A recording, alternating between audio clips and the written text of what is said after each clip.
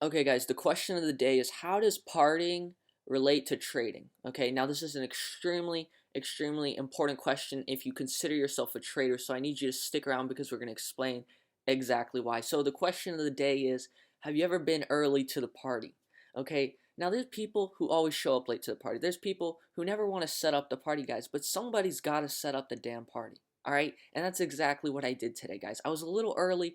Now you're probably thinking, Alex, what was this party, dude? I wasn't invited. What is the party? I never heard of it. Guys, you actually were invited to the party, and thank God you hopefully didn't accept the invitation, or at least you're able to walk the fuck out of that party today. So the party was to short the S&P 500, basically, is kind of what I indirectly said today, saying that the market was going to gap down, it was going to drop, it was going to continue lower for the day, and you can see it did not do that. Okay, so congratulations to you not for not joining that party, hopefully. Okay, and what happened today, you actually get a triple bottom. It gets the support it needs to go higher.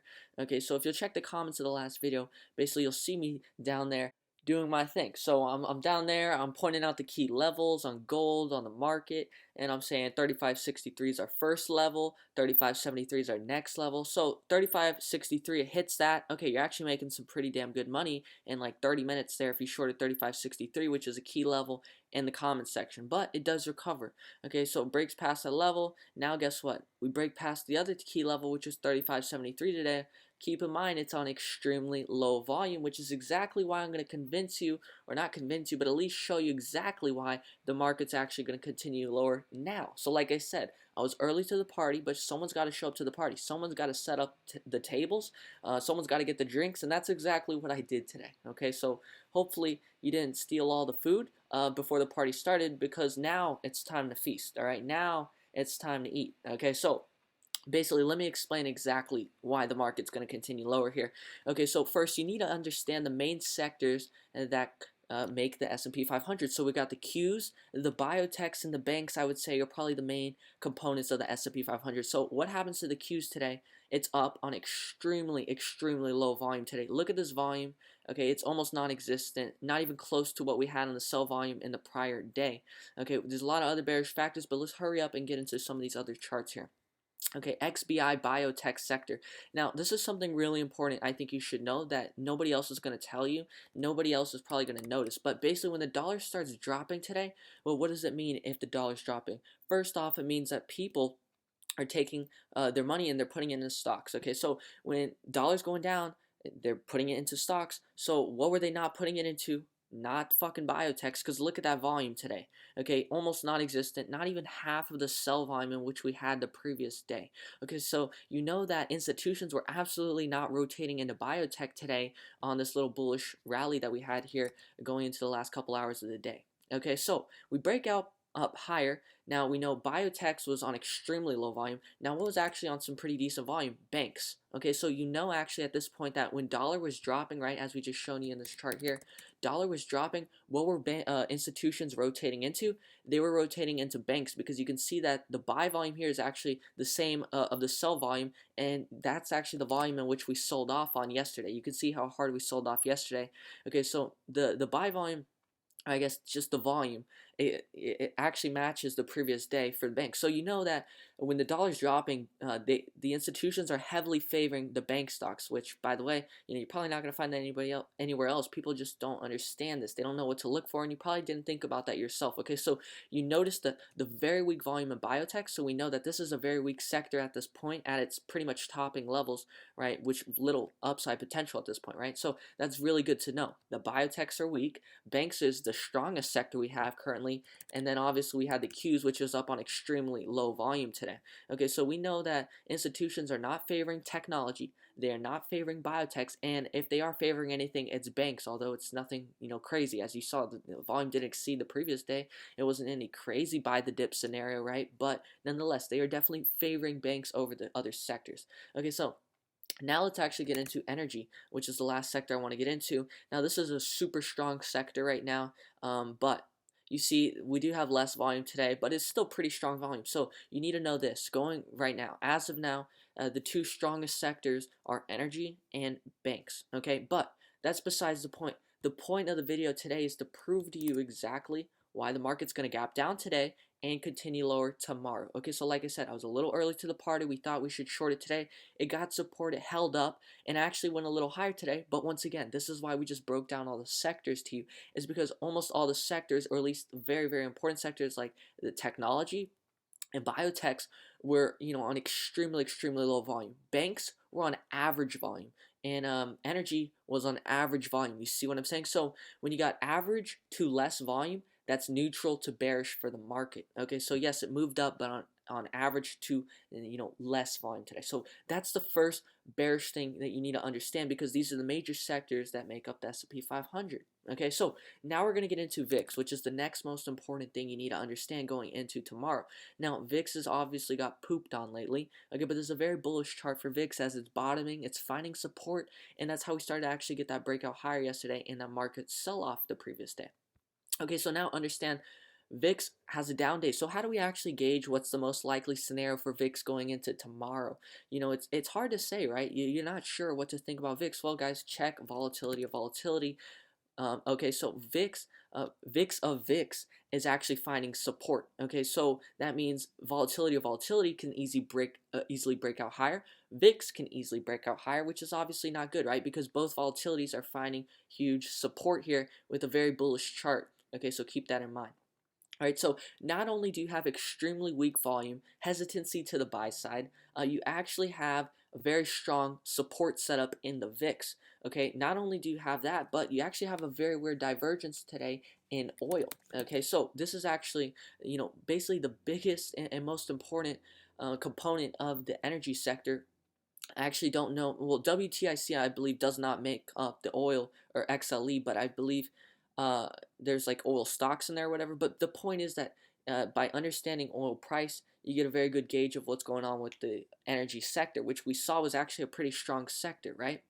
So if energy is a strong sector, but oil was up today, first off, it wasn't up today, but it recovered today from where it was dropping. It was dropping pretty hard today, and it actually recovered. So what you actually see here is, yes, a recovery, but once again on average volume. Okay, and you got all these other bearish factors, such as virus cases are surging right now. What else? Fucking a bunch of shit, right? So basically, it's not the most bullish case ever for oil right now. So what do we see with oil? Likely a gap down here with oil too. You can already see it's kind of doing that, right? It might be a little too early to tell, but a gap down in oil, what does that actually mean? It means people are scared of coronavirus, right? When oil goes down, it's typically going to be because less consumer demand for oil, less travel, right?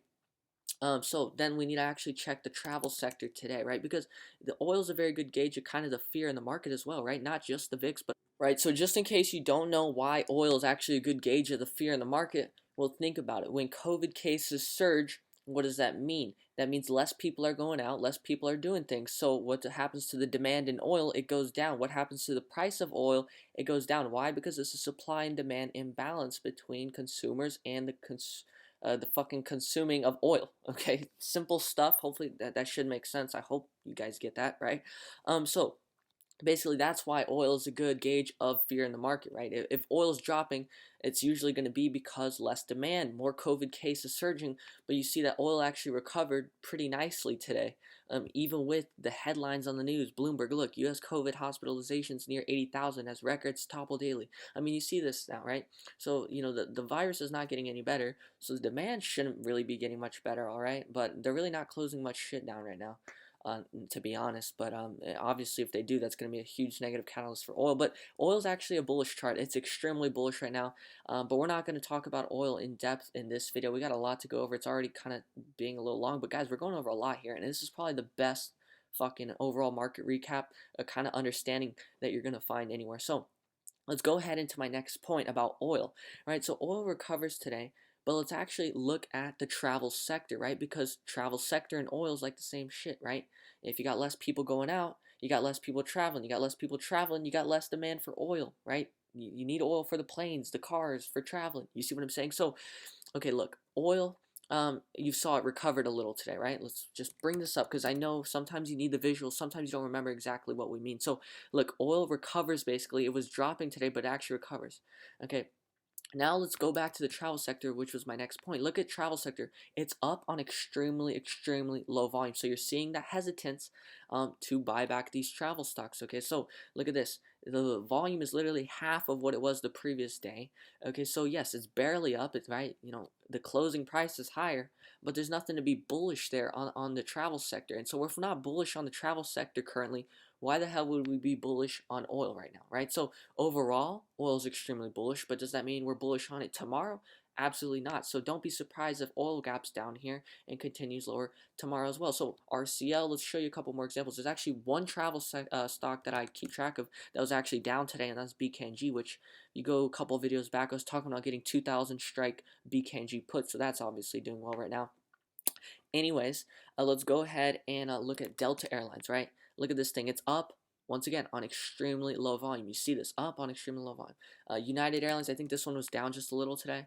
Yeah, down a little today, but guess what? It recovered just like oil today, okay? But you can see, the volume, right? Overall, it ends up going higher and recovering. So the volume on the buy side is extremely low. You got, like I said, huge hesitance on the buy side. And that's the key point going into tomorrow. So let's wrap it up here. All right, we've got a lot of reasons for why the market should be dropping. Okay, and so like I said, I was early to the party. If you'll actually go back and look in the comments of the last video, I said I think the market's going to reverse at 2 p.m. Okay, it actually ended up reversing at about 3:30ish. Okay, so I was like an hour and a half off, guys. All right, so guys, now at this point, we are going to recap all the reasons, all the bearish factors with the market currently. Okay, so there's a lot. Okay, it's easy to watch a video and not remember what the hell you watch, and I don't want you to do that. I want you to leave here understanding the key points that we went over. So we've got at least four, and let's go ahead and tell you exactly what they were. So first, most important point is the dollar. It's at its bottom levels, support can't really go much lower here, as reflected in the chart, right? I mean, it's basically never been lower this year, past 92, right? So you got very limited downside and the dollar. Okay, let's get into the next point here, which is all the sectors, right? For example, Q's up on extremely low volume, carry up on average volume, XBI, the biotech's up on low volume. What was the last one? XLE on average volume. So when you've got all the major sectors going up, but on either average to lower volume, that's neutral to bearish first off. Okay, lastly, not lastly, actually, this is our third point. You have VIX. Volatility is finding support. Not only is volatility finding support, volatility is finding support, okay? Which obviously gives them a much higher chance to break out higher.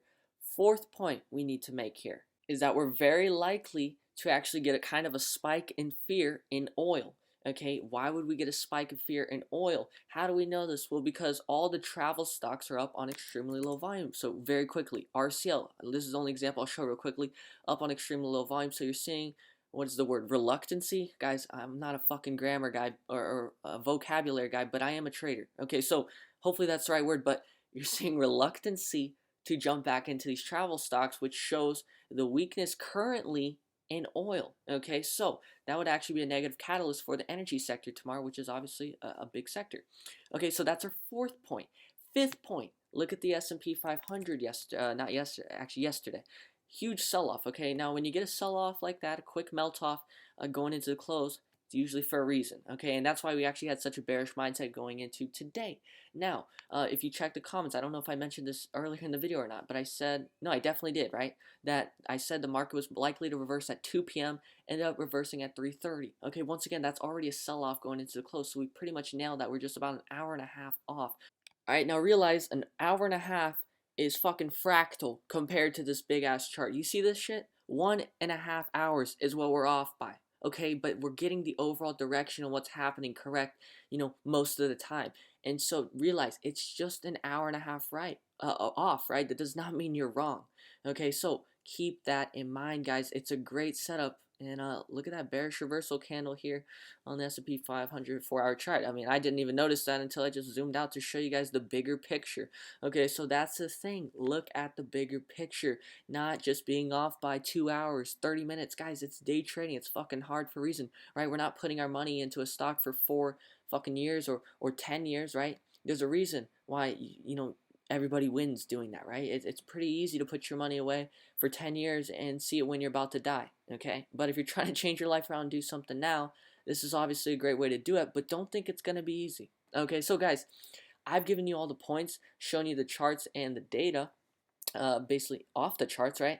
And so my job here is not to convince you of anything. I'm telling you what I believe is the most likely scenario going into tomorrow. Gap down, continue lower, or maybe we don't gap down significantly, right? We don't need to gap down significantly, but overall, you got a very, very bearish perspective heading into tomorrow. Okay, there's nothing to be bullish about here. You know, you got huge, like I said before, hopefully this is the right word, reluctancy to buy back basically all these sectors.